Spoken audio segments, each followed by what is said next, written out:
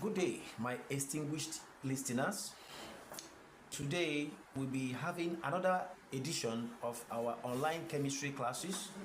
We'll be looking at gas laws, but I want to draw our attention majorly to Gay-Lussac's law. We're looking at Gay-Lussac's law. Now remember, we have so many laws. We have the Chance law that talks about volume and temperature. We have the Bohr's law that compares volume and pressure. We have Dalton's law that talked about partial pressure, and then here we are with Gay-Lussac's law. Now, what does this law state?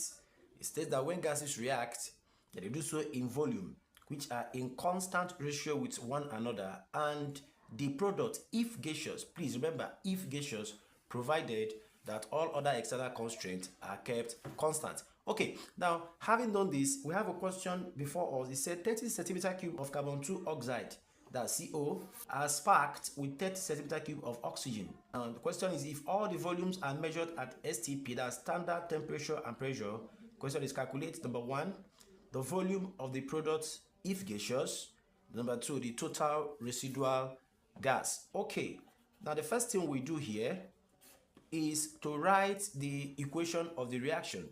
We are told that CO was sparked with oxygen. Now, if that reaction happens, this is what we call combustion reaction, will produce what? CO2.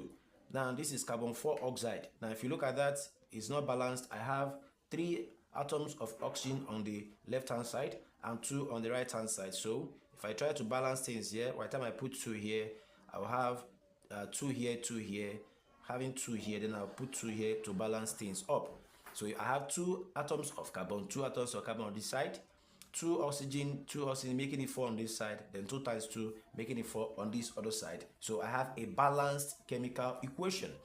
Now if I put the ratio, this is 2, ratio 1, then ratio 2.